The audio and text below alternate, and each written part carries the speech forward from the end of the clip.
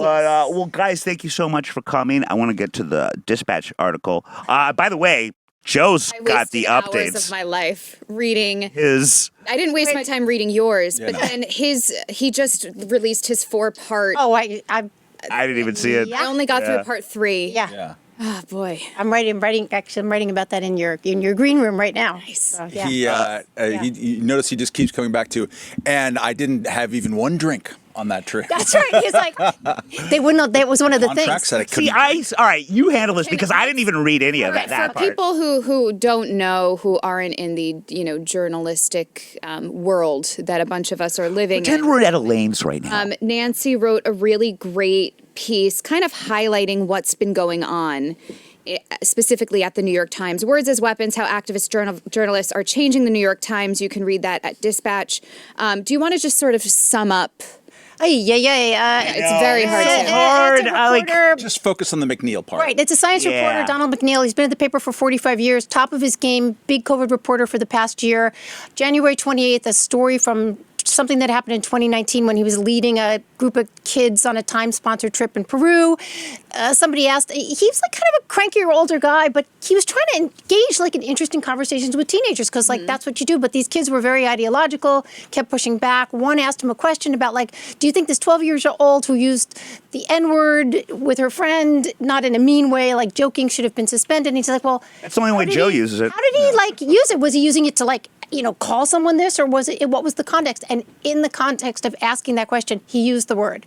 So 2 years later, it comes back and the Daily Beast runs a headline, star reporter uses the N-word slur, and he was 8-day frog march out the door without being able to like kind of give his time. And the staff came back and said, his words hurt us and we need a personal apology, and we need that 2019 investigation, which the Times had done and closed and found it okay to be reinvestigated. And instead, he left the paper. Well, and that's the thing. He had already been disciplined for that.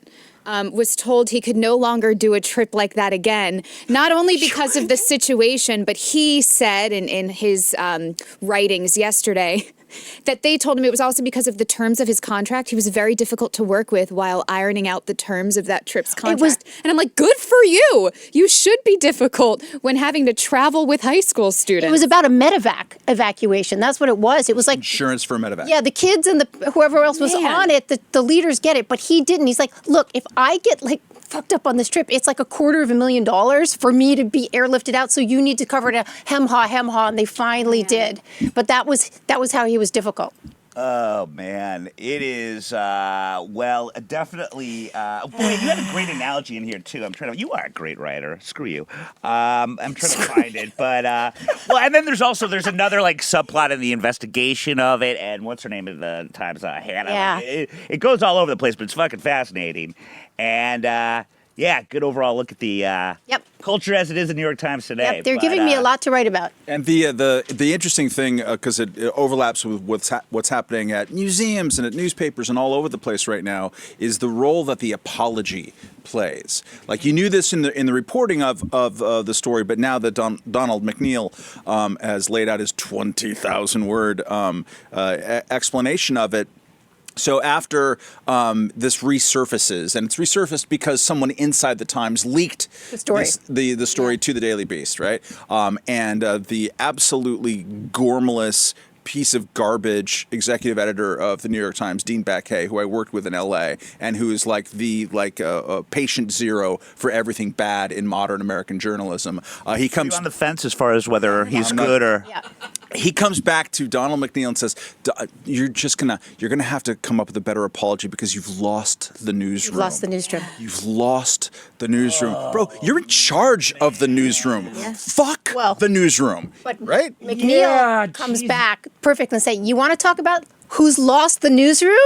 And I don't want to scoop myself, but I do get to quote someone saying that Dean Baquet is a coward in the piece I'm writing right now. Fucking great. So, and I like those little scoops. But they argue right over the apology, right? And the 150 members of the staff who wrote this letter, who said, like, it doesn't matter what the intent was, that he used the word.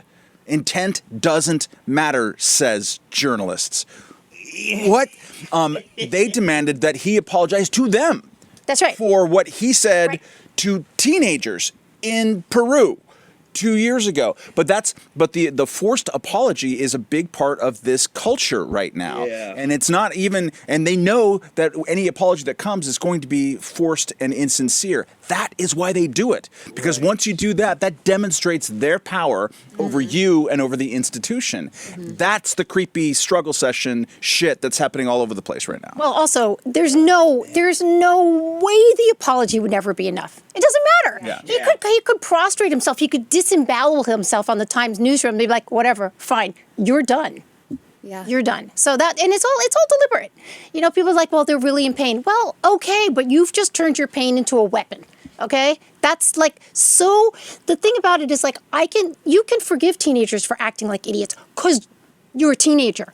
But these are supposed to be grown-up people in the building, and they're putting on this act in order to get their way, and it's very distressing. Your buddy, you commie, Bill Maher, had a big thing this Friday about how everyone needs to start standing their ground. Don't apologize, period. And obviously it didn't apply to journalism specifically, but it was nice words, and I totally agreed, but it's just like, I think we're too far gone. I don't know if there's a coming back from this. I mean... Yes and no. Yes and no. What happens when, like, the black-faced governor of Virginia is still the governor. He just, he stayed. But it is Virginia. It is Virginia. It's not just for lovers. Not wrong about that. It's for lovers of the white. Everyone's thinking that Andrew Cuomo's going to resign now, and maybe he will, but what if he just says no? Yeah, right? right. If you don't, I mean, everyone's going to apologize if they're in a left-leaning institution. But if you are Camille Foster, co-host of the column, he says, "Be brave, call bullshit." When they come for you and ask you to apologize for whatever horrifying things that you say every day, I'm looking at you. There's so many apologies. We're gonna have to You need to apologize. Years from There's an now. exception to every rule. You are the exception. Thank you.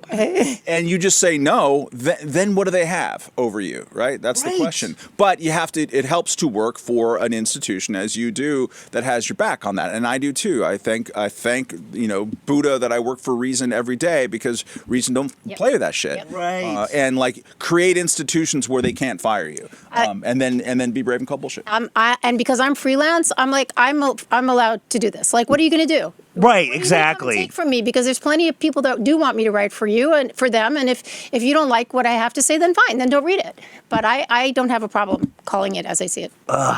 We need more like you. And again, it's such a cliche, but so much of it is you do worry too, is that it's a very vocal minority. Yep. I mean, so much of it is a reaction of a Twitter reaction, but it's still just very few loud people on Twitter, and people immediately, reflexively react, even though it's not an overwhelming majority of anything. It's just a loud minority. If Twitter really was the real world, Joe Biden wouldn't have won the Democratic primary, let alone the presidency, right? Yes. Everyone else was running to win the primary on Twitter and trying to outwoke one another, and Biden's like, what? Oh, what is what?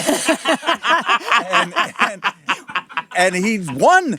And people got that, he wasn't going to play that particular game. Now, sadly, he's brought a lot of that institutionally into the White House. His first day of office, he signed an executive order enshrining equity in every single thing that the federal government does. So they're going to, and by equity, it's the modern use of the word, which is to say, I look at this panel, I notice there isn't enough representation of certain groups, ergo panel is racist, right? They're going to do that with every department, with every spending bill, with every amount of money that goes out. Seriously, it's a whole of government equity thing. So the policy is being smuggled in, even if the guy himself did not run that way necessarily, and certainly didn't try to win Twitter. Yeah. Oh, man. I do want to go back to journalists for a second.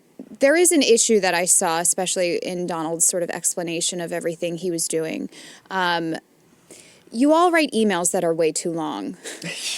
Oh, his were very long. He's sharing the actual text of emails, because he's like, as a journalist, I want things that are on the record to be completely right. So I'm just going to share everything exactly as it happened. Writer's right. And even with Bill's emails, I was having a traumatic experience and flashbacks to some of his emails that are just so long. And I'm like, use that when you want to attack him. But they do not have to be I that long. experienced trauma.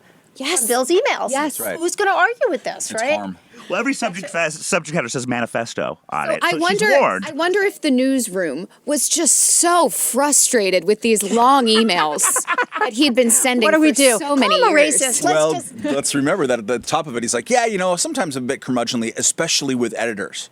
Right. Each of the editors. And by the way, particularly with Joanne's emails, if you write a long enough email, the N-bomb's going to come out at some point. I mean, you just run out of other words. You know what frustrated me was I sign off on my emails with cheers because I just think it's cheeky and funny. And who was it? The Daily Beast? Lachlan Cartwright.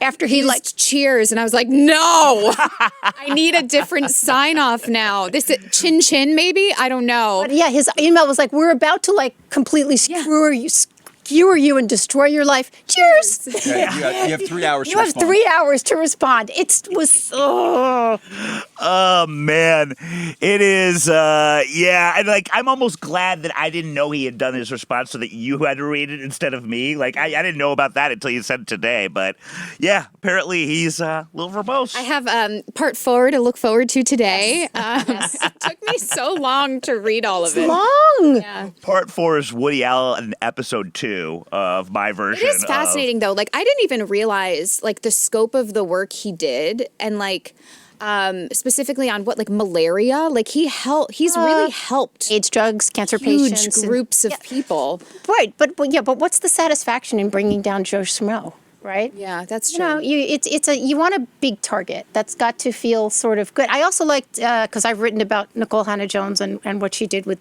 doxing that one journalist and putting his phone number on there. Like, he wrote that letter to her, and she just came back like so incredibly sweet. And I would never do it. And I don't really know. I don't know the woman, but it was confusing. It was like she seemed so sweet here, and previously I've not had the impression that she was so sweet. Although that's too deep in the weeds for these people, there's a reveal in the Donald McNeil about her. Okay. That contradicts what she told you. Okay. Really? What she told me. Okay. There you go. Great. Okay. Good. love real So life we have something to talk about after the show. Exactly. Ha. I like it. We're buying Yeah. Very interesting. It's so much better than Vanderpump Rules. A little more I don't know cerebral. about that. All right. Well, debatable.